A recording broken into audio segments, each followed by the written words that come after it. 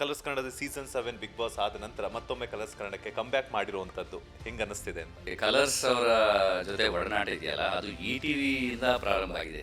ಪ್ರತಿಯೊಬ್ಬ ಕಲಾವಿದನಿಗೆ ನಾನು ಹೇಳೋದು, ನಮಗೊಂದು ಹಸಿವಿರುತ್ತೆ, ಒಳ್ಳೆ ಪಾತ್ರ ಸಿಗಬೇಕು, ನಾನು ಪರ್ಫಾರ್ಮ್ ಮಾಡೋಕ್ಕೆ ಏನೋ ಸಿಗಬೇಕು ಅಂತ ಹೇಳಿ. ಆ್ಯಂಡ್ ಧಾರಾವಾಹಿಗಳಲ್ಲಿ ಮುಖ್ಯವಾಗಿ ಹೆಣ್ಮಕ್ಳದೇ ರಾಜ್ಯ. ಈಗ ಸಿನಿಮಾದಲ್ಲಾದರೆ ನಾನು ಹೀರೋ ಆಗಿ ಮಾಡ್ತೀನಿ, ಇನ್ನೊಂದೇನೋ ಮಾಡ್ತೀನಿ ಅನ್ನೋದು ಅದಕ್ಕೊಂದು ಏನೋ ಕ್ಯಾರೆಕ್ಟರೈಸೇಷನ್. ಬಟ್ ಧಾರಾವಾಹಿ ಮುಖ್ಯವಾಗಿ ಅವ್ರದೇ ಇರುತ್ತೆ. ನೀವು ಹೇಳ್ತಾ ಇದ್ರಿ ಒಂಥರ ನೆಗೆಟಿವ್ ರೋಲ್ ಅಲ್ಲ, ಆದ್ರೂ ನೆಗೆಟಿವ್ ರೋಲೇ ಅಂತ ಹೇಳ್ಬಿಟ್ಟು. ಸೊ ಹೆಂಗ್ ಅನ್ನಿಸ್ತಿದೆ ಒಂದು ಕಿರುತೆರೆಯಲ್ಲಿ ನೆಗೆಟಿವ್ ರೋಲ್ ಮಾಡ್ತಿರುವಂಥದ್ದು? ನಾನು ಹೇಳ್ದಾಗೆ ಕಲಾವಿದನಾಗಿ ನಾವು ಯಾವ ಪಾತ್ರ ಸಿಕ್ಕಿದ್ರೂ ಅದರಲ್ಲಿ ಸೈ ಅನ್ಸ್ಕೋಬೇಕು. ಒಬ್ಬ ನಿರ್ದೇಶಕರ ಚೆನ್ನಾಗಿ ಇದು ಹಿಂಗೆ ಮಾಡಿ ಅಂದಾಗ ಅವ್ರಿಗೆ ಏನು ಬೇಕೋ ನಾವು ಅದನ್ನು ಸಲ್ಲಿಸಬೇಕಾಗುತ್ತೆ. ಆ ಪಾತ್ರ ಏನು ಕೇಳುತ್ತೋ ಅದನ್ನು ಕೊಡಬೇಕಾಗುತ್ತೆ. ಕಲರ್ಸ್ ಕನ್ನಡ ವಾಹಿನಿಯಲ್ಲಿ ಬಿಗ್ ಬಾಸ್ ಸೀಸನ್ 7 ಕನ್ನಡ ಕಿರುತೆರೆ ವೀಕ್ಷಕರನ್ನ ಎಂಟರ್ಟೈನ್ ಮಾಡಿದಂತಹ ನಿಮ್ಮೆಲ್ಲರ ಪ್ರೀತಿಯ ಹರೀಶ್ ರಾಜ್ ಸರ್ ಈಗ ಮತ್ತೊಮ್ಮೆ ಕಲರ್ಸ್ ಕನ್ನಡ ವಾಹಿನಿಯಲ್ಲಿ ಪ್ರಸಾರವಾಗ್ತಿರುವಂತಹ ಭಾಗ್ಯಲಕ್ಷ್ಮಿ ಸೀರಿಯಲ್ನಲ್ಲಿ ಆದೀಶ್ವರ್ ಕಾಮತ್ ಅನ್ನುವಂತಹ ಅದ್ಭುತ ಪಾತ್ರದ ಮೂಲಕ ಸ್ಮಾಲ್ ಸ್ಕ್ರೀನ್ ವ್ಯೂವರ್ಸ್ ಅನ್ನ ಎಂಟರ್ಟೈನ್ ಮಾಡ್ತಾ ಇದ್ದಾರೆ. ಸ್ವತಃ ಹರೀಶ್ ರಾಜ್ ಸರ್ ನಮ್ಮ ಬಾಸ್ ಟಿವಿ ಜೊತೆ ಎಕ್ಸ್ಕ್ಲೂಸಿವ್ ಆಗಿ ಸಿಕ್ಕಿದ್ದಾರೆ. ನಾನು ಅವ್ರನ್ನ ಮಾತನಾಡಿಸ್ತಾ ಹೋಗ್ತೀನಿ. ಮದುವೆ ಸಂಭ್ರಮದಲ್ಲಿದ್ದಾರೆ, ಅವರ ಗೆಟಪ್ ಬಗ್ಗೆ ಆಗಿರ್ಬೋದು ಅಥವಾ ಮದುವೆ ಕ್ಷಣಗಳನ್ನ ಹೆಂಗೆ ಎಂಜಾಯ್ ಮಾಡ್ತಿದ್ದಾರೆ ಅಂತ ಕೇಳ್ತಾ ಹೋಗ್ತೀನಿ. ಸರ್ ನಮಸ್ತೆ, ಹೇಗಿದ್ದೀರಾ? ನಮಸ್ಕಾರ, ಚೆನ್ನಾಗಿದ್ದೀನಿ. ಕಲರ್ಸ್ ಕನ್ನಡದ ಸೀಸನ್ 7 ಬಿಗ್ ಬಾಸ್ ಆದ ನಂತರ ಮತ್ತೊಮ್ಮೆ ಕಲರ್ಸ್ ಕನ್ನಡಕ್ಕೆ ಕಮ್ಬ್ಯಾಕ್ ಮಾಡಿರುವಂಥದ್ದು ಹೆಂಗೆ ಅನ್ನಿಸ್ತಿದೆ ಅಂತ? ಅಂದರೆ ಕಲರ್ಸ್ ಅವರ ಜೊತೆ ಒಡನಾಟ ಇದೆಯಲ್ಲ, ಅದು ಈ ಟಿವಿಯಿಂದ ಪ್ರಾರಂಭ ಆಗಿದೆ. ಆವಾಗ ಐ ಥಿಂಕ್ ಮಿಂಚಿನ ಬಳ್ಳಿ, ಆಮೇಲೆ ಮನೆ ಒಂದು ಮೂರು ಬಾಗಿಲು, ಈ ಧಾರಾವಾಹಿಗಳು ತುಂಬ ಹೆಸರು ಮಾಡಿದಂಥದ್ದು. ಆಮೇಲೆ ಆ ಟೈಮಲ್ಲಿ ರಾಮೋಜಿ ಫಿಲ್ಮ್ ಸಿಟಿಲಿ ಹೋಗಿ ಕನ್ನಡದ ಆರ್ಟಿಸ್ಟ್ ಎಲ್ಲ ಅಲ್ಲಿ ಹೋಗಿ ಇದ್ಕೊಂಡು ಫಸ್ಟ್ ಟೈಮ್ ನಾವೆಲ್ಲ ಬೇರೆ ಒಂದು ವಾಹಿನಿ ಬಂದಿದೆ ಅದರಲ್ಲಿ ಆ್ಯಕ್ಟ್ ಮಾಡ್ತಾಯಿದ್ದೀವಿ ಅಂತ ಶುರು ಮಾಡಿದಂಥವ್ರು. ಸೊ ಕಲರ್ಸ್ ಆಗಿ ಅಂದರೆ ಈ ಟಿ ವಿಯಿಂದ ಕಲರ್ಸ್ ಆಗಿ ಮತ್ತೆ ನನಗೆ ಕರೆ ಬಂದಿದ್ದು ಬಿಗ್ ಬಾಸ್. ಸೊ ಅದರಲ್ಲೂ ಆಲ್ಮೋಸ್ಟ್ 100 ದಿನ ಇದ್ದು ಸುದೀಪ್ ಅವ್ರ ಜೊತೆ ಆ ರೀತಿ ಒಡನಾಟ, ಆ ಒಂದು ಫನ್ ಎಲಿಮೆಂಟ್ಸು ಅವರು ಹೇಳಿದ್ದು ಉಂಟಿದೆ. ಅದು ನಿಜವಾಗ್ಲೂ ಇನ್ಫ್ಯಾಕ್ಟ್ ನಾವು ಬಿಗ್ ಬಾಸ್ ಆದ ನಂತರ ಅವ್ರ ತಂದೆಯವರು ಒಂದು ಕಾರ್ಯಕ್ರಮದಲ್ಲಿ ಸಿಕ್ಕಿದಾಗ, ಆ ಗೆಟ್ ಟುಗೆದರಲ್ಲಿ ಸಿಕ್ಕಿದಾಗ, ನನ್ನ ಮಗನ ತುಂಬ ನಗ್ಸ್ಬಿಟ್ಟಿದ್ದೀರಪ್ಪ ಕುರಿ ಪ್ರತಾಪ ನೀವಿಬ್ಬರು ಅಂತೇಳಿ ನಮಗೆ ಅದು ಒಂಥರ ಶಬಾಷ್ ಅನ್ಸ್ಕೊಂಡಂಗೆ. ಹಂಗೆ ಸುದೀಪ್ ಸರು ಅಷ್ಟೇ, ತುಂಬ ಚೆನ್ನಾಗಿ ನೀವು ಪರ್ಫಾರ್ಮ್ ಮಾಡಿದ್ರಿ. ಅವ್ರ ಕೈಯಲ್ಲಿ ಶಬಾಷ್ ಅನ್ಸ್ಕೊಳ್ಳೋದು ನಿಜವಾಗ್ಲೂ ಒಂದು ದೊಡ್ಡ ಮಾತು. ಸೊ ಹಂಗಾಗಿ I enjoyed that Bigg Boss process almost. ಆವಾಗ ಅಂದರೆ ನಮಗೆ ರಿಯಲೈಸ್ ಆಗುತ್ತೆ, ಅಂದರೆ ಈಗ ನಮ್ಮ ಏನು ಜಗತ್ತಲ್ಲಿ ನೋಡ್ತೀವಿ ನಾವು ಅದರದ್ದೇ ಒಂದು ಸಣ್ಣ ಭಾಗ. ನಾವು ಆಲ್ರೆಡಿ ನಮ್ಮ ಎಕ್ಸ್ಪೀರಿಯನ್ಸಲ್ಲಿ ಲೈಫಲ್ಲಿ ಹಲವಾರು ಥರದ ಜನಗಳನ್ನ ನೋಡ್ಬಿಟ್ಟಿರ್ತೀವಿ, ಹಲವಾರು ಥರದ ಎಕ್ಸ್ಪೀರಿಯನ್ಸ್ಗಳಾಗ್ಬಿಟ್ಟಿರುತ್ತೆ. ಅದರದ್ದೇ ಒಂದು ಸಣ್ಣ ಭಾಗ ಬಿಗ್ ಬಾಸು. ಅದೇ ಥರನೇ ಅಲ್ಲೂ ಎಕ್ಸ್ಪೀರಿಯನ್ಸಸ್ ಆಗುತ್ತೆ. ಕೆಲವ್ರಿಗೆ ಇಷ್ಟ ಆಗ್ತಾರೆ, ಕೆಲವ್ರಿಗೆ ಇಷ್ಟ ಆಗಲ್ಲ. ನಾವು ಆ ಥರದ್ದು ಒಂದು ಎಕ್ಸ್ಪೀರಿಯನ್ಸ್. But enjoyed. ನಾನು ಹೋಗೋವಾಗಲೂ ನಾನು ಸುದೀಪ್ ಸರ್ಗೆ ಹೇಳಿದ್ದೇನೆ, I am going in for a good experience ಅಂತ. ಒಂದು ಒಳ್ಳೆ ಎಕ್ಸ್ಪೀರಿಯನ್ಸು, ಒಂದು ಒಳ್ಳೆ ಹೆಸರು ತೊಗೊಂಡು ಆಚೆ ಬಂದವನು. ಅದಾದಮೇಲೆ ಈಗ ಮತ್ತೆ ಕರೆ ಬಂದಾಗ, ಇಲ್ಲ ಆದೀಶ್ವರ್ ಕಾಮತ್ ಅಂತ ಒಂದು ಪಾತ್ರ ತುಂಬ ಚೆನ್ನಾಗಿದೆ, ನೀವು ಮಾಡಬೇಕು ಅಂದಾಗ ಖುಷಿ ಆಯಿತು ನನಗೆ ನಿಜವಾಗ್ಲೂ. ಯಾವತ್ತು ನಮಗೆ ಅಂದರೆ ಇಷ್ಟ ಆಗುವಂಥ ಪಾತ್ರಗಳು, ಕಲಾವಿದನಾಗಿ ಪ್ರತಿಯೊಬ್ಬ ಕಲಾವಿದನಿಗೆ ನಾನು ಹೇಳೋದು, ನಮಗೊಂದು ಹಸಿವಿರುತ್ತೆ, ಒಳ್ಳೆ ಪಾತ್ರ ಸಿಗಬೇಕು, ನಾನು ಪರ್ಫಾರ್ಮ್ ಮಾಡೋಕ್ಕೆ ಏನೋ ಸಿಗಬೇಕು ಅಂಥೇಳಿ. ಆ್ಯಂಡ್ ಧಾರಾವಾಹಿಗಳಲ್ಲಿ ಮುಖ್ಯವಾಗಿ ಹೆಣ್ಮಕ್ಳದೇ ರಾಜ್ಯ. ನೀವು ನೋಡಿದ್ರೆ ಅವರೇ ವಿಲನ್ಗಳು, ಅವರೇ ಹೀರೋ ಎಲ್ಲನೂ. ಈಗ ಸಿನಿಮಾದಲ್ಲಾದರೆ ನಾನು ಹೀರೋ ಆಗಿ ಮಾಡ್ತೀನಿ, ಇನ್ನೊಂದೇನೋ ಮಾಡ್ತೀನಿ ಅನ್ನೋದು ಅದಕ್ಕೊಂದು ಏನೋ ಕ್ಯಾರೆಕ್ಟರೈಸೇಷನ್. ಬಟ್ ಧಾರಾವಾಹಿ ಮುಖ್ಯವಾಗಿ ಅವ್ರದ್ದೇ ಇರುತ್ತೆ. ಅಂಥ ಅದರಲ್ಲಿ ನಾವೇನೋ ಗಿಟ್ಟಿಸ್ಕೋಬೇಕು ಅಂದರೆ ನಮ್ಮ ಪಾತ್ರ ಚೆನ್ನಾಗಿರಬೇಕು. ಸೊ ಹಂಗಾಗಿ ಈ ಒಂದು ಪಾತ್ರ ನನಗೂ ಇಷ್ಟ ಆಯಿತು ಅವ್ರು ಹೇಳಿದಾಗ. ಯಾಕಂದರೆ ಒಂದು ಅತ್ಯದ್ಭುತವಾದಂಥ ಕಲಾವಿದರು ಮುಖ್ಯಮಂತ್ರಿ ಚಂದ್ರು ಸರ್, ಅವ್ರ ಜೊತೆ ನನ್ನ ಕ್ಯಾರೆಕ್ಟರ್ ಮತ್ತೆ ಎಂಟ್ರಿ ಆಗೋಂಥದ್ದು ಅವ್ರ ತಂದೆ ಪಾತ್ರದಲ್ಲಿ. ಅಂದರೆ ಅವರು ದೊಡ್ಡಪ್ಪ ಆಗಿರ್ತಾರೆ, ಬಟ್ ಇವ್ರ ತಂದೆ ಇಲ್ಲದೇ ಇರೋ ಕಾರಣ ಅವರು ತಂದೆಯಾಗೇ ಬೆಳೆಸಿರ್ತಾರೆ. ಸೊ ತಂದೆ ಇಲ್ಲ ಅನ್ನೋ ಕೊರಗು ಇವನಿಗಿಲ್ಲ, ಅದಕ್ಕೆ ಗೊತ್ತೇ ಆಗಲ್ಲ ಅನ್ನೋಷ್ಟ್ರ ಮಟ್ಟಿಗೆ ಅವ್ರು ಚೆನ್ನಾಗಿ ನೋಡ್ಕೊಂಡಿರ್ತಾರೆ ಅಂತ ಇವನೇ ಒಂದು ಎಪಿಸೋಡಲ್ಲಿ ನಾನು ಮಾತಾಡೋದಿದೆ. ಸೊ ಅದಾದಮೇಲೆ ಭಾಗ್ಯ ಅವ್ರ ಜೊತೆ ಕಾಂಬಿನೇಷನ್ ಇರ್ಬೋದು. ಅವಳು ಒಂಥರ ಇವ್ರು ನೋಡೋ ದೃಷ್ಟಿಕೋನನೇ ಚೇಂಜ್ ಇದೆ. ಇವರು ಸರಿಯಿಲ್ಲ, ಇವರು ದುಡ್ಡಿಗೋಸ್ಕರ ಆಸೆ ಪಡೋರು, ಇವನಿಗೇನೋ ಒಂದು ಫ್ಲ್ಯಾಶ್ ಬ್ಯಾಕು, ಮಿಡ್ಲ್ ಕ್ಲಾಸ್ ಜನಗಳು ಅಂದರೆ ಹಿಂಗೆ ಇರ್ತಾರೆ ಅಂತ ಒಂದು ನೋಷನ್ ಇವನಿಗೆ, ಆದೀಶ್ವರ್ ಕಾಮತ್ಗೆ. ಸೊ ಅದ್ರ ತಕ್ಕನಂಗೆ ಅಲ್ಲಿ ನಡೀತಾ ಇರುತ್ತೆ ಸನ್ನಿವೇಶಗಳು ಕೂಡ. ಹಾಗಾಗಿ ಆಕೆ ಸರಿ ಇಲ್ಲ, ಅವಳು ದುಡ್ಡಿಗೋಸ್ಕರ ಆಸೆ ಪಡೋಳು ಅನ್ನೋದೇ ಕಾಣಿಸ್ತಾ ಇರುತ್ತೆ. ಅದಕ್ಕೆ ತಕ್ಕನಾಗಿ ಕನ್ನಿಕಾ ಮತ್ತು ಮಹಿತಾ ಅಂತ ಏನು ಕ್ಯಾರೆಕ್ಟರ್ಸ್ ಇದೆ, ಅಂದರೆ ಕನ್ನಿಕಾ ಮುಖ್ಯವಾಗಿ ಇವನ ತಂಗಿ ಪಾತ್ರ.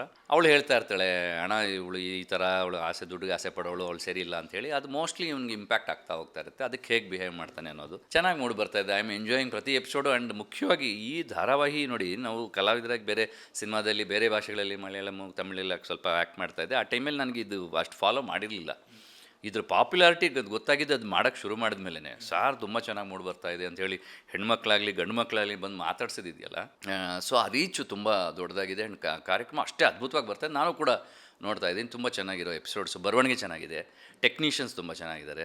ನಿರ್ದೇಶಕರು ತುಂಬ ಚೆನ್ನಾಗಿ ನಮ್ಮಿಂದ ಕೆಲಸನ ತಗೋತಾ ಇದ್ದಾರೆ. ಸರ್ ನೀವು ಹೇಳ್ತಾ ಇದ್ರಿ ಒಂಥರ ನೆಗೆಟಿವ್ ರೋಲ್ ಅಲ್ಲ ಆದರೂ ನೆಗೆಟಿವ್ ರೋಲೇ ಅಂತ ಹೇಳ್ಬಿಟ್ಟು. ಸೊ ಹೆಂಗೆ ಅನ್ನಿಸ್ತಿದೆ ಒಂದು ಕಿರುತೆರೆಯಲ್ಲಿ ನೆಗೆಟಿವ್ ರೋಲ್ ಮಾಡ್ತಿರುವಂಥದ್ದು? ಸಿ ಒಬ್ಬ ನಾನು ಹೇಳ್ದಾಗೆ ಕಲಾವಿದನಾಗಿ ನಾವು ಯಾವ ಪಾತ್ರ ಸಿಕ್ಕಿದ್ರೂ ಅದರಲ್ಲಿ ಸೈ ಅನ್ಸ್ಕೋಬೇಕು. ಒಬ್ಬ ನಿರ್ದೇಶಕರ ಚೆನ್ನಾಗಿ ಇದು ಹಿಂಗೆ ಮಾಡಿ ಅಂದಾಗ ಅವ್ರಿಗೆ ಏನು ಬೇಕೋ ನಾವು ಅದನ್ನು ಸಲ್ಲಿಸ್ಬೇಕಾಗತ್ತೆ. ಆ ಪಾತ್ರ ಏನು ಕೇಳುತ್ತೋ ಅದನ್ನು ಕೊಡಬೇಕಾಗತ್ತೆ. ಸೊ ಇದರಲ್ಲಿ ಜನಗಳಿಗೂ ಗೊತ್ತು ಇವನು ಬಹುಶಃ ಅಷ್ಟು ಕೆಟ್ಟವನು ಅಲ್ವೇನೋ, ಅಥವಾ ಅವನಿಗೆ ಹೇಳ್ಕೊಡ್ತಾ ಇರೋವಂಥ ಕನಿಕಾಯಿಂದ ಇವನು ಈ ರೀತಿ ಬಿಹೇವ್ ಮಾಡ್ತಾ ಇದ್ದಾನೆ, ಅಥವಾ ಅವ್ನಿಗೆ ಆಲ್ರೆಡಿ ಬ್ಯಾಡ್ ಎಕ್ಸ್ಪೀರಿಯನ್ಸ್ ಆಗಿರೋದ್ರಿಂದ ಅವ್ನು ಈ ರೀತಿ ಬಿಹೇವ್ ಮಾಡ್ತಾ ಇದ್ದಾನೆ, ನೆಗೆಟಿವ್ ಆಗಿ ಕಾಣಿಸ್ಕೊಳ್ತಾ ಇದ್ದಾನೆ. ಬಹುತೇಕ ಅವನು ಆ ಥರ ಅಲ್ಲ ಅಂತ ಇವರಿಗೂ ಗೊತ್ತು. ರಾಮದಾಸ್ ಕಾಮತ್ ತಂದೆ ಪಾತ್ರ ಏನಿದೆ ಅವ್ರು ಹೇಳ್ತಾರೆ ಕೂಡ, ಇವನು ಆದಿ ಹೇಗೆ ಅಂತ ನನಗೆ ಗೊತ್ತು, ನೀನು ಪ್ರೂವ್ ಮಾಡೋಬೇಕಿದ್ರೆ ಅವಳು ಸರಿ ಇಲ್ಲ ಅಂತ ನಾನು ಒಪ್ಕೋತೀನಿ ಅಂತ ಅವ್ರಿಗೆ ರಾಜಾರೋಷವಾಗಿ ಹೇಳ್ತಾರೆ. ಯಾಕಂದರೆ ಅವ್ರಿಗೆ ಗೊತ್ತು ಇವನಿಗೆ ಇವತ್ತಲ್ಲ ನಾಳೆ ಆದಿಗೆ ಅವಳು ಭಾಗ್ಯ ಒಳ್ಳೆಯವಳು ಅಂತ ಗೊತ್ತಾಗುತ್ತೆ ಅಂತ ಅವ್ರಿಗೆ ಕನ್ಫರ್ಮೇಷನ್ ಗೊತ್ತಿದೆ. ಸೊ ಹಂಗಾಗಿ ಅವ್ರು ಹೇಳ್ತಾ ಹೋಗ್ತಾರೆ ಚಾಲೆಂಜ್ ಆಯಿತು, ಚಾಲೆಂಜ್ ತೊಗೋ ನೀನು ಅಂತ. ಸೊ ಅದು ಎಲ್ಲೋ ನೆಗೆಟಿವ್ ಆಗಿ ಇದ್ದಾಗ ನಮಗೆ ಪರ್ಫಾರ್ಮೆನ್ಸ್ ಸ್ಕೋಪು ಚೆನ್ನಾಗಿರುತ್ತೆ. ಮುಂದೆ ಅದು ಹೇಗೆ ತಿರುಗುಗಳು ತೊಗೊಳುತ್ತೆ, ಅವನಿಗೆ ಭಾಗ್ಯನ ನಿಜವಾದ ಕ್ಯಾರೆಕ್ಟರ್ ಗೊತ್ತಾಗುತ್ತೆ, ಹೇಗೆ ಗೊತ್ತಾಗುತ್ತೆ ಅಥವಾ ಗೊತ್ತಾಗುತ್ತೋ ಇಲ್ವೋ, ಇದೆಲ್ಲ ಕತೆ ಬಿಲ್ಡಪ್ ಆಗ್ತಾ ಐ ಥಿಂಕ್ ಜನಕ್ಕೂ ರಿವೀಲ್ ಆಗ್ತಾ ಹೋಗುತ್ತೆ. ಸೀರಿಯಲ್ಸ್ ಆಗಿರ್ಬೋದು, ಸಿನಿಮಾಗಳಲ್ಲಾಗಿರ್ಬೋದು, ಎರಡರಲ್ಲೂ ಪಳಗಿರುವಂತಹ ನಟ ಅಂತಂದರೆ ತಪ್ಪಾಗಲ್ಲ. ಬಿಕಾಸ್ ಸ್ಮಾಲ್ ಸ್ಕ್ರೀನ್ ಆ್ಯಕ್ಟಿಂಗ್ ಬೇರೆ ಥರ ಇರುತ್ತೆ, ಬಿಗ್ ಸ್ಕ್ರೀನ್ ಆ್ಯಕ್ಟಿಂಗ್ ಬೇರೆ ಥರ ಇರುತ್ತೆ. ಎಷ್ಟು ಚಾಲೆಂಜಸ್ ಅಂತ ಅನ್ನಿಸ್ತು, ಎಷ್ಟೇ ಎಕ್ಸ್ಪೀರಿಯನ್ಸ್ ಇದ್ರೂ ಕೂಡ ಪಾತ್ರ ಹೊಸದಿರುತ್ತೆ ಆ್ಯಂಡ್ ಹೊಸತನವನ್ನು ಕೊಡಬೇಕಾಗುತ್ತೆ. ಇಲ್ಲ, ನನಗೆ ಅನಿಸಿರೋ ಪ್ರಕಾರ ಪರ್ಫಾರ್ಮೆನ್ಸು ಸೇಮೇ ಇರುತ್ತೆ. ಕಲಾವಿದನಾಗಿ ನಾನು ಈಗ ಅಲ್ಲೂ ನಿರ್ದೇಶಕರು ಏನು ಕೇಳ್ತಾರೋ ಅದನ್ನೇ ಆ್ಯಕ್ಟ್ ಮಾಡಬೇಕಾಗುತ್ತೆ, ಆ ಪಾತ್ರ ಏನು ಕೇಳುತ್ತೋ ಅದನ್ನೇ ಮಾಡಬೇಕಾಗುತ್ತೆ. ಸಾಹುಕಾರ ಆದರೆ ಸಾಹುಕಾರ, ಭಿಕ್ಷುಕ ಆದರೆ ಭಿಕ್ಷುಕ, ಇಲ್ಲೂ ಅಷ್ಟೇ. ಸೊ ನನಗೆ ಕೊಟ್ಟಿರೋ ಪಾತ್ರನ ಇರ್ರೆಸ್ಪೆಕ್ಟಿವ್ ಆಫ್ ಅದು ಯಾವ ಮೀಡಿಯಮ್ ಅನ್ನೋದು, ಈಗ ಸಿನಿಮಾ ಆಗಲಿ ದೊಡ್ಡ ಪರದೆ ಮೇಲೆ ಬರುತ್ತೆ ಅನ್ನೋದಾಗಲಿ, ಅಥವಾ ಕಿರುತೆರೆಯಲ್ಲಿ ಮಾಡ್ತಾಯಿದ್ದೀನಿ ಅಥವಾ ಇದು ನಾಟಕ ಅನ್ನೋದನ್ನು ಬಿಟ್ಟು ಅಲ್ಲಿ ನನ್ನ ಕ್ಯಾರೆಕ್ಟರ್ನ ನಾನು ಜಸ್ಟಿಫೈ ಮಾಡ್ಕೋಬೇಕಾಗತ್ತೆ, ಚೆನ್ನಾಗಿ ಮಾಡಬೇಕಾಗತ್ತೆ. ಸೊ ಅದಷ್ಟೇ ನನಗೆ ಗೊತ್ತಿರೋದು. ಬಟ್ ಚಾಲೆಂಜಸ್ ಏನು ಅಂದರೆ ಇಲ್ಲಿ ಇನ್ನೂ ಹೆಚ್ಚಿನ ಸೀನ್ಗಳಿರುತ್ತೆ. ಸೊ ಅದು ಎಷ್ಟೋ ಸತಿ ನಮಗೆ ಫಿಸಿಕಲಿ ಟಯರ್ಡ್ ಆಗ್ಬೋದು, ಮೆಂಟಲಿ ನಾವು ಒಂಥರ ಟಯರ್ಡ್ ಆಗ್ಬೋದು. ಬಟ್ ಚಾಲೆಂಜ್ ಏನು ಅಂತಂದರೆ ನಾವು ಅಷ್ಟು ಸೀನ್ಗಳಲ್ಲಿ ಚೆನ್ನಾಗಿ ಅಭಿನಯಿಸಲೇಬೇಕಾಗತ್ತೆ. ಅದು ಪಾಪ ಅವ್ರಿಗೆ ರೆಗ್ಯುಲರಾಗಿ ಎಪಿಸೋಡ್ಸು ಆನ್ ಏರ್ ಹೋಗಲೇಬೇಕಾಗಿರೋದ್ರಿಂದ ಅದಷ್ಟು ಅವರು ನಂಬರ್ ಆಫ್ ಸೀನ್ಸ್ ಜಾಸ್ತಿ ಮಾಡಲೇಬೇಕಾಗುತ್ತೆ. ಸಿನಿಮಾಲಿ ಬಹುಶಃ ನಾವೊಂದು 40 ದಿನ 50 ದಿನ ಅಥವಾ 60 ದಿನ ತೊಗೊಂಡು ಒಂದು ಶೆಡ್ಯೂಲ್ ಬ್ರೇಕ್ ತೊಗೊಂಡು ಮತ್ತೆ ಇನ್ನೊಂದು 30 ದಿವಸ ಶೆಡ್ಯೂಲ್ ಮಾಡಿದ್ರೂ ನಮ್ಮನ್ನು ಯಾರು ಕೇಳೋರಿರಲ್ಲ. ಬಟ್ ಇಲ್ಲಿ ಪ್ರತಿದಿನ ಆನ್ ಏರ್ ಹೋಗಬೇಕಾಗಿರೋದ್ರಿಂದ ಹೆಚ್ಚೆಚ್ಚು ಸೀನ್ಸು, ಅದು ಎಮೋಷ್ನಲ್ ಅಳೋದಿರ್ಬೋದು, ನಗೋದಿರ್ಬೋದು, ಸೀರಿಯಸ್ ಇರ್ಬೋದು, ಪ್ರತಿಯೊಂದೂ ಎಮೋಷ್ನಲಿ ಚಾಲೆಂಜಿಂಗ್ ಧಾರಾವಾಹಿಗಳು. ಸಿನಿಮಾಗಳಲ್ಲೂ ಕೂಡ ಬ್ಯುಸಿ ಆಗಿದ್ರೆ ನಿಮ್ಮದೇ ಆದಂತಹ ಡೈರೆಕ್ಷನ್ ಅಡಿಯಲ್ಲಿ ಮತ್ತೊಂದು ಸಿನಿಮಾ ಬರ್ತದೆ. ಈ ರೀಸೆಂಟಾಗಿ ನಾವು ನಿಮ್ಮ ಮತ್ತು ಕೋಮಲ್ ಅವರ ಕಾಂಬೋದಲ್ಲಿ ಗೋವಿಂದಾಯ ನಮಃ, ಈಗ ವೆಂಕಟೇಶಾಯ ನಮಃ, ಅಂದರೆ ಎರಡು ಒಂದೇ ಹೆಸರು ಬಟ್ ಅರ್ಥಗಳು ಮಾತ್ರ ಬೇರೆ ಬೇರೆ ಹೆಸರು, ಪಲ್ಕುಗಳು ಬೇರೆ ಬರುತ್ತೆ. ಸೊ ಏನು ಹೇಳ್ತೀರಾ ಸಿನಿಮಾದ ಬಗ್ಗೆ? ಗೋವಿಂದ ಅನ್ಬೋದು. ಇಲ್ಲ, ಕೋಮಲ್ ಅವರು ಮತ್ತು ನನ್ನ ಕಾಂಬಿನೇಷನ್ ನಿಜವಾಗ್ಲೂ ಚೆನ್ನಾಗಿ ಮೂಡಿಬರುತ್ತೆ ಯಾವಾಗ್ಲೂ. ಫ್ರಮ್ ಗೋವಿಂದಾಯ ನಮಃ, ಆಮೇಲೆ ನಮ ಭೂತಾತ್ಮ, ಮುಂಡೇನಾಮ, ಸೊ ಇವೆಲ್ಲ ಕಾಂಬಿನೇಷನ್ನು ಜನ ಇಷ್ಟಪಟ್ಟಿದ್ದಾರೆ ನಮ್ಮನ್ನು. ಸೊ ಎಲ್ಲಿ ಹೋದ್ರೂ ಸಹ ನಿಮ್ಮ ಕಾಂಬಿನೇಷನ್ ತುಂಬ ಚೆನ್ನಾಗಿರುತ್ತೆ ಮಾಡಿ ಸರ್ ಅಂತಾರೆ. ಸೊ ಆ ಥರದ್ದು ಆ ಇನ್ಸ್ಪಿರೇಷನ್ನು ಒಂದು ಒಳ್ಳೆ ಕತೆ ಆ ಥರದ್ದು ಇದ್ದಿದ್ದರಿಂದ ಆ ಟೈಟಲ್ ಆ್ಯಪ್ಟ್ ಅನಿಸ್ತು, ಸೂಕ್ತ ಅನಿಸ್ತು. ಲವ್ವಲ್ಲಿ ಡಿಜೆಕ್ಟ್ ಆಗಿರೋನು, ಲವ್ ಫೇಲಿಯರ್ ಆಗಿರೋನು, ಎಲ್ಲ ಹೆಣ್ಮಕ್ಳನ್ನ ನಾನು ಯಾವುದೇ ರೀತಿ ಇನ್ಮೇಲೆ ನಾನು ಲವ್ ಅಂತೂ ಆಗಲ್ಲ, ಇಲ್ಲ ನನ್ನ ಲೈಫ್ನ ನಾನು ಎಂಜಾಯ್ ಮಾಡ್ತೀನಿ ಅಂದ್ಕೊಳ್ಳೋನಿಗೆ ಮತ್ತೆ ಇನ್ನೊಂದು ಲವ್ ಆಗುತ್ತಾ ಇಲ್ವ ಅನ್ನೋದು ಸಬ್ಜೆಕ್ಟು. ಸೊ ಅದನ್ನು ತುಂಬ ಚೆನ್ನಾಗಿ ಪಿ ಜನಾರ್ದನ್ ಅಂತ ನಿರ್ಮಾಪಕರು, ನಾನು ನಿರ್ದೇಶನ ಮತ್ತು ನಾಯಕ ನಟನಾಗಿ ನಟಿಸ್ತಾ ಇದ್ದೀನಿ. ಒಂದು ರೊಮ್ಯಾಂಟಿಕ್ ಕಾಮಿಡಿ ಅದು. ಸೊ ಇದು ಅಂದರೆ ನೋಡಿ, ಇಲ್ಲಿ ಒಂಥರದ್ದು ಪಾತ್ರ ಆದರೆ ಅಲ್ಲಿ ಟೋಟಲ್ ರೊಮ್ಯಾಂಟಿಕ್ ಕಾಮಿಡಿ, ಜಾಲಿಯಾಗಿ ಮಾತಾಡೋದು, ಅಥವಾ ಇದೊಂಥರ ಡಿಗ್ನಿಫೈಡು ಸೀರಿಯಸ್ ಆಗಿ ಮಾತಾಡೋಂಥದ್ದು ಫನ್ನು ನಮಗೆ ಅಲ್ಲಿ ಆ ಪಾತ್ರನ ಮಾಡಿ. ಈಗ ಪೋಸ್ಟ್ ಪ್ರೊಡಕ್ಷನಲ್ಲಿದೆ, ಬಹುಶಃ ಅಕ್ಟೋಬರ್ ನವಂಬರ್ ಹೊತ್ತಿಗೆ ಅದು ರಿಲೀಸ್ ಮಾಡಬೇಕು ನಾವು. ಸೊ ಹಾಗಾಗಿ ಆ ಚಾಲೆಂಜಸ್, ಆ ಪಾತ್ರದ ಚಾಲೆಂಜೇ ಬೇರೆ, ಇಲ್ಲೇ ಒಂಥರದ್ದು ಬೇರೆ. ಸೊ ನನಗೆ ಖುಷಿಯಾಗುತ್ತೆ ಈ ಥರದ್ದು ಬೇರೆ ಬೇರೆ ವೆರೈಟಿ ಪಾತ್ರಗಳನ್ನ ಅಟ್ ಎ ಟೈಮ್ ಮಾಡೋದು.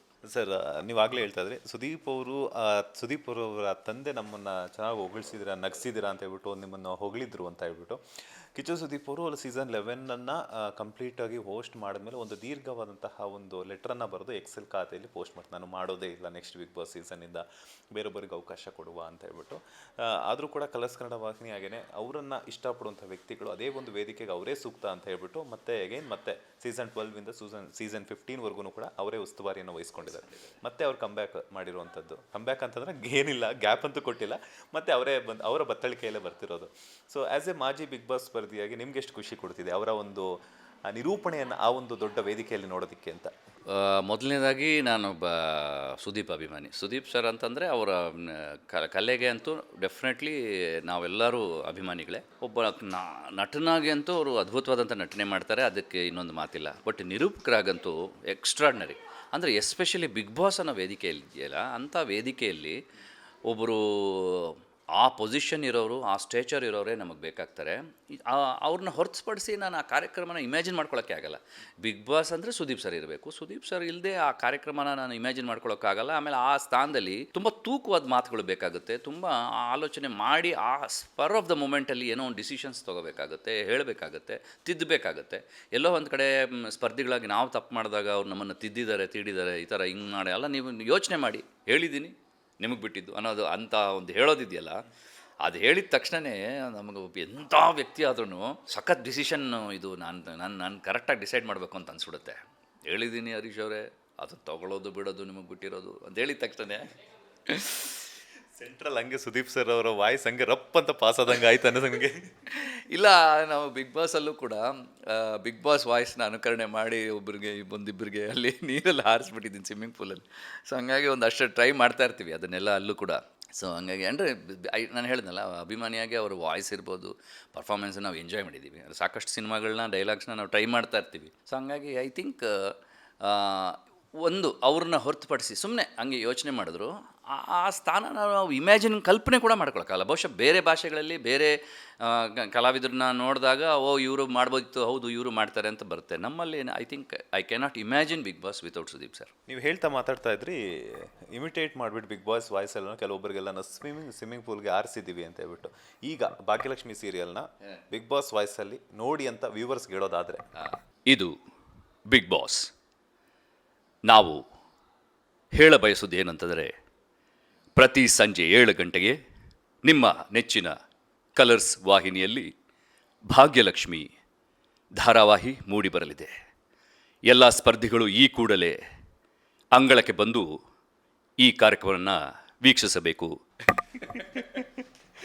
ಮನೇಲಿ ಏನಾದರೂ ಟ್ರೈ ಮಾಡಿದ್ರೆ ಈ ಥರ ಹೆಂಡ್ತಿ ಅವ್ರ ಜೊತೆ ಎಲ್ಲ ಅಯ್ಯೋ ನೋಡ್ಬಿಟ್ಟಿದ್ರಲ್ಲ, ಎಲ್ಲ ಗೊತ್ತಾಗ್ಬಿಟ್ಟಿರುತ್ತೆ ಅವ್ರಿಗೆ, ಇದೇ ಥರ ಮಾಡ್ತಾನೆ ಇವನು, ಫೋಲ್ ಮಾಡ್ತಾನೆ ಅಂತೇಳಿ. ಬಟ್ ಆ ಬಿಗ್ ಬಾಸ್ ಮನೇಲಿ ಸಖತ್ ಎಂಜಾಯ್ ಮಾಡಿದ್ವಿ.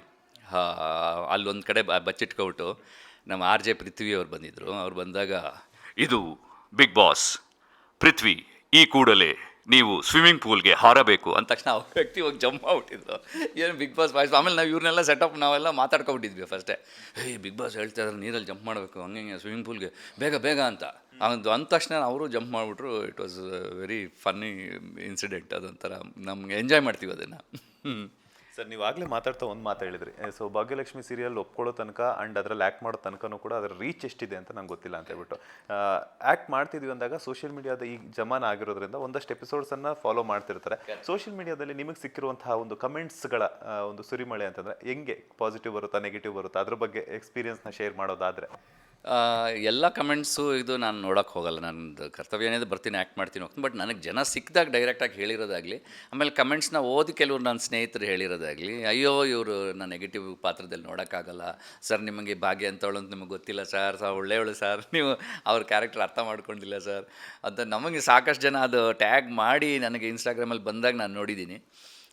ನೀವು ಒಳ್ಳೆ ಕಲಾವಿದರು ಸರ್, ನೀವು ಮಿಸ್ಟೇಕ್ ಮಾಡ್ಕೊಂಡು ನೋಡಿ. ಹರೀಶ್ ರಾಜ್ ನಟ, ಆಮೇಲೆ ಆದೀಶ್ವರ್ ಕಾಮತ್ನ ಮರ್ಜ್ ಮಾಡ್ಕೊಬಿಡ್ತಾರೆ ಎಲ್ಲೋ ಒಂದು ಕಡೆ. ಸಾರ್ ನೀವು ತಪ್ಪು ಮಾಡ್ತಾ ಇದ್ದೀರಾ ಅಂತ ನಮಗೆ ಡೈರೆಕ್ಟಾಗಿ ಹೇಳ್ತಾರೆ, ಸಾರ್ ನೀವು ತಪ್ಪು ಮಾಡ್ತಾ ಇದ್ದೀರಾ, ಅವಳನ್ನ ಕರೆಕ್ಟಾಗಿ ಅರ್ಥ ಮಾಡ್ಕೊಳ್ಳಿ ಸರ್, ನಿಮಗೆ ಗೊತ್ತಾಗುತ್ತೆ ಅಂತ. ಸುಮಾರು ಜನ ಆದಿ ಭಾಗ್ಯ ಕ್ಲೋಸ್ ಆಗಬೇಕು ಅಂತಾರೆ, ಆದಿಗೆ ಭಾಗ್ಯ ಒಳ್ಳೆ ಫ್ರೆಂಡ್ ಆಗ್ತಾರೆ. ಈ ಥರದ್ದೆಲ್ಲ ನಮ್ಗೆ ಗೊತ್ತು, ಇದೆಲ್ಲ ಇದು ಈಗಷ್ಟೇ ಸ್ವಲ್ಪ ಅವ್ರದ್ದು ಮಿಸ್ಅಂಡರ್ಸ್ಟ್ಯಾಂಡಿಂಗ್ ಇದೆ ಅಂತ ಸಾಕಷ್ಟು ವೆರೈಟಿ ಕಮೆಂಟ್ಸ್ ಬರುತ್ತೆ. ಆ್ಯಂಡ್ ಅದರಲ್ಲಿ ಅಷ್ಟು ಜನ ನಾನು ನೋಡಿರೋದ್ರಲ್ಲಿ ಒಳ್ಳೆ ಕಲಾವಿದ ಅಂತ ಹೇಳ್ತಾರೆ. ಆವಾಗ ನಮ್ಗೆ ಮನಸ್ಸಿಗೆ ಒಂಥರ ತೃಪ್ತಿ ಆಗುತ್ತೆ. ಸರ್ ನೀವು ತುಂಬ ಚೆನ್ನಾಗಿ ಆ್ಯಕ್ಟ್ ಮಾಡ್ತಾಯಿದ್ದೀರಾ, ಆ ಪಾತ್ರನ ಚೆನ್ನಾಗಿ ಮಾಡ್ತಾಯಿದ್ದೀರಾ ಅಂತ ಹೇಳ್ತಾರೆ. ಅವರು ಆ ಪಾತ್ರ ನೆಗೆಟಿವ್ ಆಗೋಕ್ಕೆ ಇಷ್ಟ ಪಡದೇ ಇರೋದೇನೆ ಎಷ್ಟೋ ಸತಿ ನಮ್ಗೆ ಅನಿಸುತ್ತೆ. ಹಂಗಾದ್ರೆ ನಾವು ಮಾಡ್ತಾ ಇರೋ ತಲುಪಿದೆ ಅವರಿಗೆ, ಆ ಪಾತ್ರ ಈ ಥರ ಇದೆ ಅಂದಾಗ ಅದು ಅವ್ರಿಗೆ ಇಷ್ಟ ಆಗಿದೆ ಅಂತ ಲೆಕ್ಕ. ಚೆನ್ನಾಗಿ ಅಭಿನಯಿಸ್ತೀರ ಅಂದಾಗ ನಾವು ಇಷ್ಟೆಲ್ಲ ಕಷ್ಟಪಟ್ಟು ಹಗಲು ರಾತ್ರಿ ಬಣ್ಣ ಹಚ್ಕೊಂಡು ಪರ್ಫಾಮೆನ್ಸ್ ಮಾಡಿದಾಗ ಎಲ್ಲೋ ಒಬ್ರು ಬಂದು ಸರ್ ಚೆನ್ನಾಗಿ ಮಾಡಿದ್ದಾರೆ ಅಂದಾಗ ಅದಕ್ಕಿಂತ ದೊಡ್ಡ ಅವಾರ್ಡ್ ಇನ್ನೊಂದಿಲ್ಲ ಅಂತ ನನಗನ್ಸುತ್ತೆ. ಈಗ ಮದುವೆ ನಡೆಸಬೇಕು ಅಂತಿದ್ದೀರಾ, ಮುರಿಬೇಕು ಅಂತಿದ್ದೀರಾ? ಈಗ ನಡೀತಾ ಇರೋ ಸೀನ್ಸ್ ಪ್ರಕಾರ ಮದುವೆನ ಮುರಿಬೇಕು ಅಂತಾನೆ. ಸೊ ಇನ್ನು ಮಿಕ್ಕಿದ್ದು ಅದಕ್ಕೆ ಮೇಲೆ ನಾನು ಏನು ಹೇಳಿದ್ರೆ ಬಹುಶಃ ಬಿಟ್ಕೊಟ್ಟಂಗೆ ಆಗುತ್ತೆ. ಸೊ ಏನು ಮಾತಾಡೋ ಹಾಗಿಲ್ಲ ನಾನು. ಈಗಿರೋ ಪರಿಸ್ಥಿತಿಯಲ್ಲಿ ನಮ್ಮ ಕನಿಕಾ ಪಾತ್ರ, ನನ್ನ ಪಾತ್ರ, ನಮ್ಮ ಅತ್ತೆ ಪಾತ್ರ ನಾವೆಲ್ಲ ಭವಿಶ್ರೀ ರೈ ಅವ್ರು ಮಾಡ್ತಾಯಿದ್ದಾರೆ. ನಾವೆಲ್ಲರೂ ಸೇರಿ ಮದುವೆನ ಹೆಂಗಾದ್ರೂ ನಿಲ್ಲಿಸ್ಬೇಕು ಅನ್ನೋ ಒಂದು ಪ್ರಯತ್ನ. ಬಟ್ ಆಗಲೇ ಹೇಳಿದಾಗೆ ರಾಮದಾಸ್ ಕಾಮತ್ ಅವರಿಗೆ ಒಂದು ಕಾನ್ಫಿಡೆನ್ಸು, ಇದು ನಡೆಯುತ್ತೆ ಈ ಮದುವೆ ಅನ್ನೋದು. ಅವರು ನಿಮಗೆ ತಾಕೆತ್ತಿದ್ರೆ ನೀನು ನಿಲ್ಸಪ್ಪ, ನೀನು ಅವಳು ಪ್ರೂವ್ ಮಾಡು, ಅವಳು ಸರಿ ಇಲ್ಲ ಅಂತೇಳಿ ಭಾಗ್ಯ ಅಂತ ಹೇಳ್ತಾರೆ. ಸೊ ಹಂಗಾಗಿ ಆ್ಯಸ್ ಆಫ್ ನೌ ನಾನು ಅಷ್ಟೇ ಹೇಳ್ಬೋದು. ಸೊ ಹಂಗಾಗಿ ನಿಲ್ಲಿಸೋ ಪ್ರಯತ್ನ ಒಂದು ಮಾಡ್ತಾಯಿದ್ದೀವಿ. ಇಷ್ಟೊಂದು ಇಷ್ಟಪಟ್ಟು ನೋಡ್ತಿರುವಂತಹ ಭಾಗ್ಯಲಕ್ಷ್ಮಿ ಸೀರಿಯಲ್ ವ್ಯೂವರ್ಸ್ಗೆ ಆದೀಶ್ವರ್ ಕಾಮತ್ತಾಗಿ ಹಾಗೆಯೇ ಹರೀಶ್ ರಾಜಾಗಿ ಏನು ಹೇಳ್ತೀರಾ ಅಂತ? ಹರೀಶ್ ರಾಜಾಗಿ ನಾನು ಹೇಳೋದು ತುಂಬ ಖುಷಿಯಾಗುತ್ತೆ. ಯಾಕಂದರೆ ನಮಗೆ ಸಿಗೋದೇ ಇಂಥ ನಿಮ್ಮ ಈ ಥರ ಒಂದು ಮೀಡಿಯಾದವರ ಮುಖಾಂತರ ನೇರವಾಗಿ ನಾವು ಆಡಿಯನ್ಸ್ನ ರೀಚ್ ಆಗೋಕ್ಕೆ ಸಾಧ್ಯ ಆಗುತ್ತೆ. ಯಾಕಂದರೆ ಅವರು ನಮ್ಮನ್ನು ಆ ಪಾತ್ರದಲ್ಲಿ ನೋಡಿರ್ತಾರೆ, ಅವ್ರಿಗೆ ಏನು ಅನಿಸುತ್ತೋ ಅವ್ರು ಹೇಳ್ತಾರೆ. ನಮಗೆ ಅನಿಸಿದ್ದನ್ನು ನಾವು ಹೇಳೋದಕ್ಕೆ ನಿಮ್ಮ ಮುಖಾಂತರನೇ ಸಾಧ್ಯ. ನಿಮ್ಗಳಿಗೆ ಥ್ಯಾಂಕ್ಸ್ ಹೇಳಬೇಕು ನಾನು. ಸೊ ಹರೀಶ್ ರಾಜಾಗಿ ಇಷ್ಟು ಪ್ರೀತಿ ವಿಶ್ವಾಸ ತೋರಿಸಿ ನಾನು ಯಾವುದೇ ಪಾತ್ರವನ್ನು ಮಾಡಲಿ, ಸಿನಿಮಾದಲ್ಲಾಗಿರ್ಬೋದು, ಧಾರಾವಾಹಿಯಲ್ಲಾಗಿರ್ಬೋದು, ಬೆಂಬಲ ಕೊಟ್ಟಿದ್ದೀರಾ, ಪ್ರೋತ್ಸಾಹ ಕೊಟ್ಟಿದ್ದೀರಾ. ಈ ಧಾರಾವಾಹಿಲಿ ಕೂಡ ನನ್ನ ಪಾತ್ರನ, ಆದೀಶ್ವರ್ ಕಾಮತ್ ಪಾತ್ರನ ಇಷ್ಟಪಟ್ಟಿದ್ದೀರಾ. ಹಾಗಾಗಿ ನನಗೆ ತುಂಬ ಸಂತೋಷ ಇದೆ. ನಿಮ್ಮ ಪ್ರೋತ್ಸಾಹ, ಬೆಂಬಲ ಇದು ನನ್ನ ಕಾರ್ಯಕ್ರಮದ ಮೇಲೆ, ಭಾಗ್ಯಲಕ್ಷ್ಮಿ ಧಾರಾವಾಹಿ ಮೇಲೆ, ನಾನು ಮಾಡೋವಂಥ ಪ್ರಾಜೆಕ್ಟ್ಸ್ ಮೇಲೆ ಸದಾ ಹೀಗೆ ಇರಲಿ ಅಂತ ಕೇಳ್ಕೊತೀನಿ. ಆ್ಯಂಡ್ 800 ಎಪಿಸೋಡ್ ಮೇಲೆ ನಡೆದಿದೆ. ನಾನು ಬಂದು ಜಾಯ್ನ್ ಆಗಿರೋದು ಐ ಥಿಂಕ್ 799. ಸೊ 800 ಎಪಿಸೋಡ್ಸಿಂದ ಈಗ ಒಂದು 50-60 ಎಪಿಸೋಡ್ ಆಗಿರುವಾಗ್ಲೂ ಆ ಪ್ರೀತಿ ವಿಶ್ವಾಸ ಹಾಗೆ ಉಳ್ಕೊಂಬಂದಿದೆ. ಒಳ್ಳೆ ಚೆನ್ನಾಗಿ ಮೂಡಿ ಬರ್ತಾಯಿದೆ ಕಾರ್ಯಕ್ರಮ ಅಂತ ಹೇಳ್ತಾ ಇದ್ದಾರೆ. ಸೊ ನನಗೂ ಕೂಡ ಒಂದು ಇಂಥ ಒಂದು ಧಾರಾವಾಹಿಯಲ್ಲಿ ಪಾತ್ರ ಮಾಡೋದಕ್ಕೆ ಖುಷಿ ಇದೆ. ಜನಗಳ ಆಶೀರ್ವಾದ ಹೀಗೆ ಇದ್ದರೆ ಇನ್ನೂ ಒಂದಷ್ಟು ಎಪಿಸೋಡ್ಸ್ ಮುಂದಕ್ಕೆ ಹೋಗುತ್ತೆ. ನನಗೆ ವೆರೈಟಿ ಪಾತ್ರಗಳು ಮಾಡೋದಕ್ಕೆ ಅವಕಾಶ ಸಿಗುತ್ತೆ. ಆ್ಯಂಡ್ ನಮ್ಮ ಇನ್ನೊಂದು ಕೆಲವು ತಿಂಗಳಲ್ಲಿ ವೆಂಕಟೇಶ್ ನಮ್ಮ ತೆರೆ ಮೇಲೆ ಬರುತ್ತೆ. ಹಾಗಾಗಿ ಅದ್ರ ಮೇಲೂ ಕೂಡ ಆ ಸಿನಿಮಾ ಮೇಲೆ ಜನಗಳ ಆಶೀರ್ವಾದ ಇರಲಿ ಅಂತ ಕೇಳ್ಕೊತೀನಿ. Thank you so much sir. ಇಷ್ಟೊತ್ತು ನಮ್ಮ ಬಾಸ್ ಟಿವಿ ಜೊತೆ ಒಂದಷ್ಟು ಅಮೂಲ್ಯವಾದಂತಹ ಟೈಮನ್ನು ಕೊಟ್ಟಿದ್ದಕ್ಕೆ ಒಳ್ಳೆಯದಾಗಲಿ. All the best.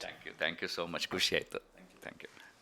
ಇದಾಗಿತ್ತು ನಟ ಹರೀಶ್ ರಾಜ್ ಅವರು ಆದೀಶ್ವರ್ ಕಾಮತ್ತಾಗಿ ಕಾರ್ಯವನ್ನು ನಿರ್ವಹಿಸ್ತಾ ಇರುವಂತಹ ಭಾಗ್ಯಲಕ್ಷ್ಮಿ ಸೀರಿಯಲ್ ಬಗ್ಗೆ, ಹಾಗೆ ಅವರ ಪಾತ್ರದ ಬಗ್ಗೆ ಅವರು ಹೇಳಿರುವಂತಹ ಮಾತು. ಕ್ಯಾಮ್ರಾ ಪರ್ಸನ್ ರಾಘವೇಂದ್ರ ಸ್ವಾಮಿ ಜೊತೆ Manjunath Srinivas, boss TV Kannada, Bengaluru. Latest ಹಾಗೂ ಇಂಟ್ರೆಸ್ಟಿಂಗ್ ಸುದ್ದಿಗಳಿಗಾಗಿ ಬಾಸ್ ಟಿವಿ ಕನ್ನಡ ಚಾನೆಲ್ನ ಸಬ್ಸ್ಕ್ರೈಬ್ ಮಾಡಿ. ಹಾಗೆಯೇ ಬೆಲ್ ಐಕಾನ್ ಪ್ರೆಸ್ ಮಾಡಿ. ಇದರ ಜೊತೆಗೆ ಫೇಸ್ಬುಕ್, ಇನ್ಸ್ಟಾಗ್ರಾಮ್, ಎಕ್ಸ್ನಲ್ಲೂ ಮಿಸ್ ಮಾಡದೆ ಫಾಲೋ ಮಾಡಿ.